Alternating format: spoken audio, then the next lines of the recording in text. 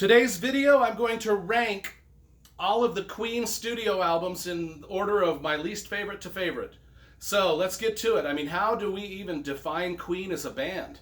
They're kind of like the bastard child of Led Zeppelin and Deep Purple, that kind of grew up as the bastard child and kind of usurped the throne of both of those groups with some iconic, legendary songs that are just kind of, everybody knows them, and we're going to be talking about some of these songs and some of these albums. So let's get to it. How do we define Queen to begin with? Are they heavy metal? Are they pop rock? Are they punk rock? Are they more of a vaudeville act? Are they a Broadway show tunes act? Are they a country western act, or a hillbilly act, or a rockabilly act? I mean, they put everything. Are they a symphony?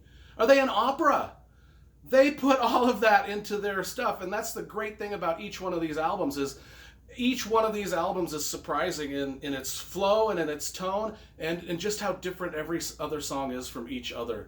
So let's rank them from my 14. There's 14 studio albums they produced between the years 1973 and the early 90s before Freddie Mercury passed away. And then there was another album that they put out after Freddie Mercury passed away, and I'll be talking about that one too in the rankings. So let's get to my least favorite. And keep in mind, even my least favorite is still a great album, but I'm ranking these as the ones I listen to most and least. The Miracle. It was their 12th album out of the 14 that they did, and it was put out in 1989. It's the one I listened to the least. Some of the songs on it, I think it's just kind of average. We do have I Want It All, which is a great rock anthem song. It's probably the best song on this album. The album starts off really soft and it has a few rockers on it, but overall kind of bland in comparison to everything else they've done. Like every album though, it does feature some great Freddie Mercury vocals. So let's give that one we'll rank that one last. What about number 13 out of the 14? This one is called News of the World, and people are going to be pissed that I ranked this one so low because it's a favorite of most people. This one was done in 1977, and I love all of their 70s stuff. But this one I find myself listening to the least of their 70s stuff. Now keep in mind, this album has two of the most iconic songs in the history of the world on it. You know, We Will Rock You, We Are the Champions. Those are the opening riffs, and man, did they ever solidify themselves in the pantheon of just everything about those songs we hear. It was sporting events, every sporting event, it doesn't matter. We Are the Champions, We Will Rock You. It's played there. Everybody knows those songs, iconic songs. Some of the other stuff though is just kind of like, we got Get Down, Make Love, which it's got a good heavy riff, heavy anthem, groovy beat to it. But most of it's, not full of very many heavy rockers. It's mostly forgettable other than those few songs. So, number 13 out of the 14. Let's talk about Innuendo. It's my number 12th ranked one. This is their next to last album that they put out in 1991. It's the last album that they put out before Freddie Mercury died. And it's good. I think this one is good. I like this one quite a bit. Just, there's some coming up that I like a lot more. Headlong, the song Headlong, that's a heavy rock song. Loved it. The Hitman, another one. Bijou, great guitars by Brian May. Great guitars by Brian May. One of the best guitar openings ever. Just sweet. It's just sweet. The Show Must Go On. I love that. That's a wonderful... The Show Must Go On is the final song on this album, and what a fitting end to the album, which was the last one that Freddie Mercury worked on. Great album, but there's greater ones coming up. Sheer Heart Attack, another one from the 70s. This one is my 11th ranked one. It has Killer Queen. Killer Queen was the first hit in Queen's career. So that's what this one has going for it. It's their third album that they ever produced overall. It's got some great songs. In the Lap of the Gods is fantastic. Stone Cold Crazy. Metallica remade Stone Cold Crazy and rocked it. Bring Back Leroy Brown is kind of like this vaudevillian kind of weird thing. Mostly a good album.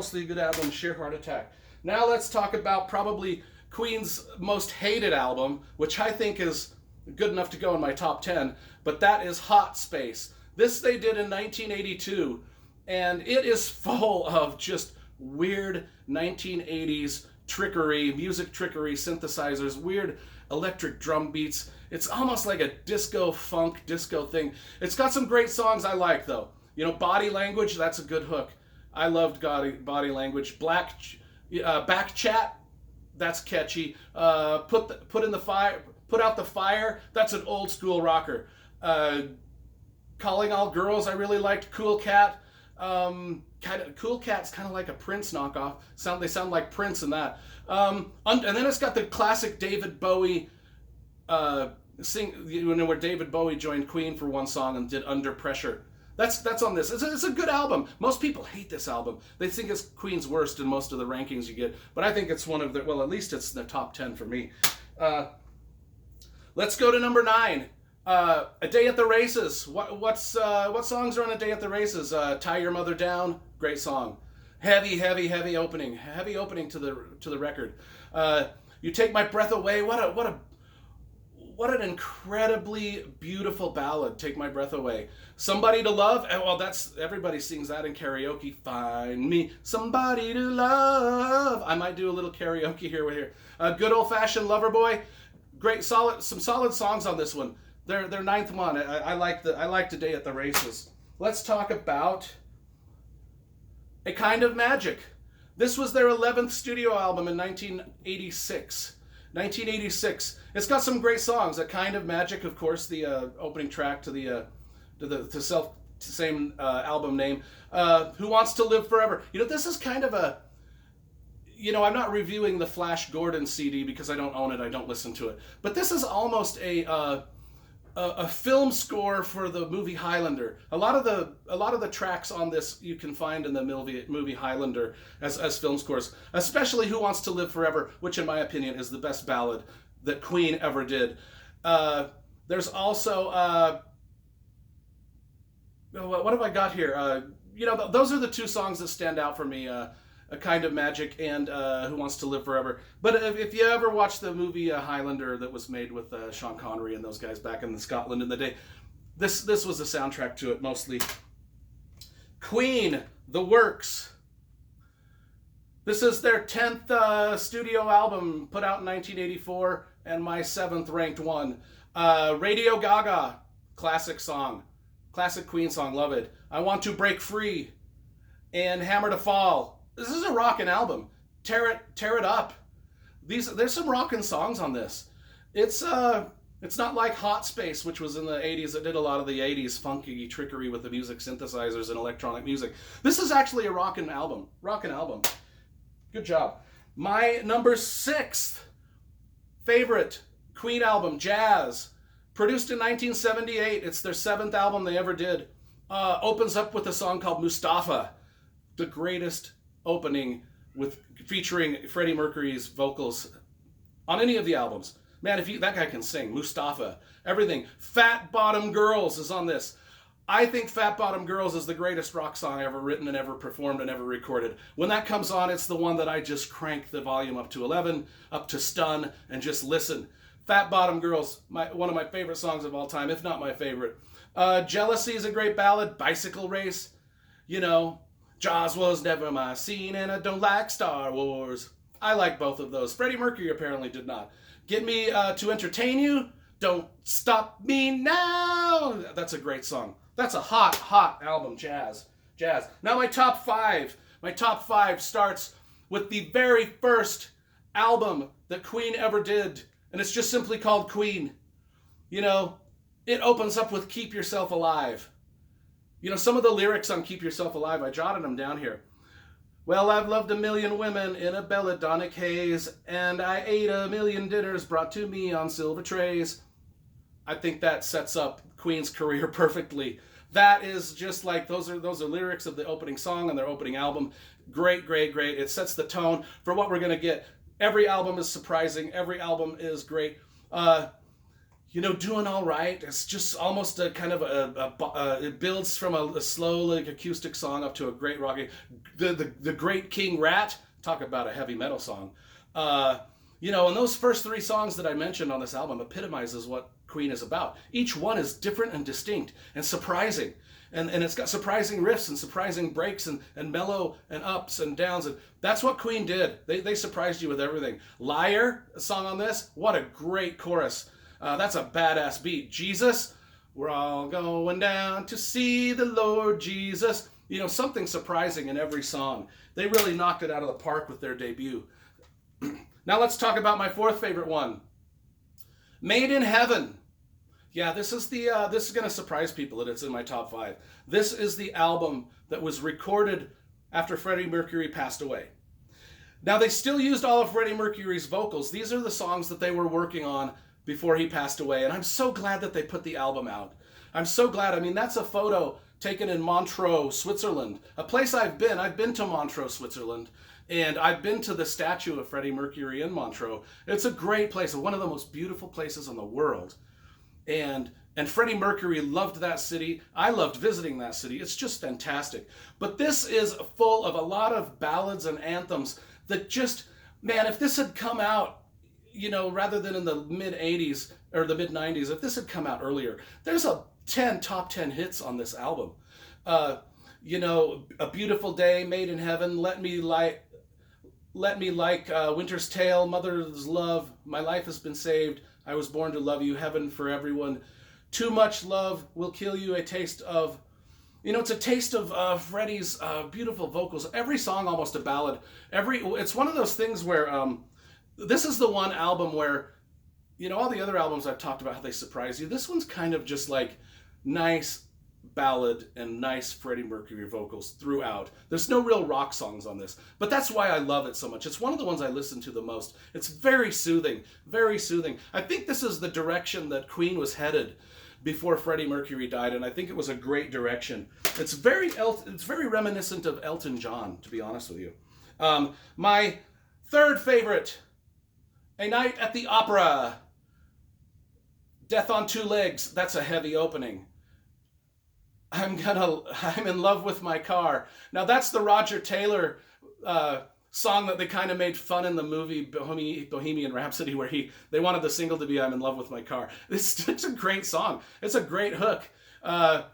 You're My Best Friend. That was a good hit. 39. The song just is simply called 39. What a great melodic acoustic guitar melody hit. Love of My Life. That is one of their best ballads, you know. Love of My Life. That was featured heavily in the movie. And then Bohemian Rhapsody. You know, if there's a poll ever taken of which songs are the most catchiest, which songs have the greatest hooks, which songs did you cannot help sing along with, if they took a poll of all the music ever created and said which one, Bohemian Rhapsody, I wager would finish at the top note spot on that list. Maybe Don't Stop Believin' by Journey. Also, people love singing along with that. But Bohemian Rhapsody is on this album. My third favorite one. Now let's get down to my top 2. Queen 2, the second album they ever put out. Queen 2, just simply called Tween. Every song is straight out of a fantasy novel, and you know that's why I love it.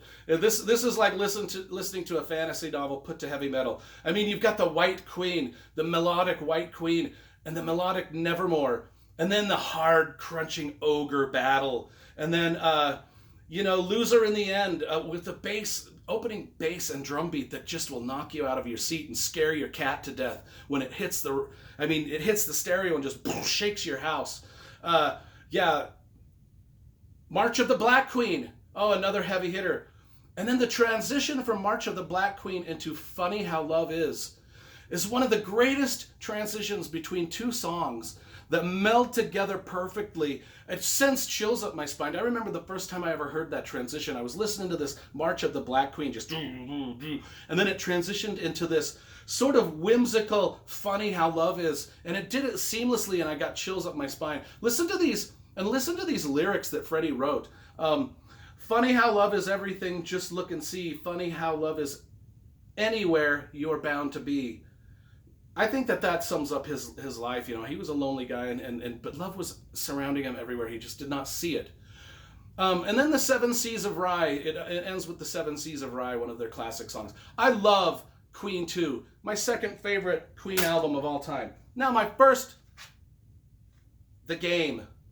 You know, I'm partial to it because it was the first Queen album I ever bought as a youngster. But I think the game, every song on this album is a 10. There's not a weak song on here. Let me go over it though. Play the Game. It's a scintillating opening. Dragon Attack. Arguably, after Fat Bottom Girls, probably my next favorite Queen song. It's just got a beat and a groovy bass beat by John Deacon that just is crazy. And then Another One Bites the Dust, which was written by John Deacon. Another One Bites the Dust, another bass heavy hit. I Need Your Lovin' Tonight. Crazy Little Thing Called Love. Man, hit after hit. Rocket, Prime Jive. That is cool. That's a cool song. Don't Try Suicide. Sail Away, Sweet Sister. I listened to that song over and over when I was a kid. Coming Soon, just a catchy riff. Save Me, just a catchy hook. Not a weak song on the game. The Game, I would say, is one of the most perfect rock albums just ever put out. I know a lot of people think it's one of their weaker albums, and they're probably surprised that I've put it up so high, number one. But to me, it's the first album I ever bought. I listened to it over and over and over and over and over till every song was memorized. So you can understand why I'm partial to it. I love Queen. They're probably in my top 5 favorite bands of all time. I just thought I would give you a ranking of their studio albums according to me. Now, other people's opinions may vary. That's okay. Oh, I'm sure a lot of people's opinions will vary on this because I put some stuff in the top 10 that didn't belong in a lot of people's eyes and stuff in the bottom 4 that people think are the greatest things ever done. But that's okay. Comment below. Everybody's welcome to their opinion. This is my opinion. That's all it is. And thank you for watching my ranking. I'll probably do another band here soon. And go out and get all the Queen albums because I have them.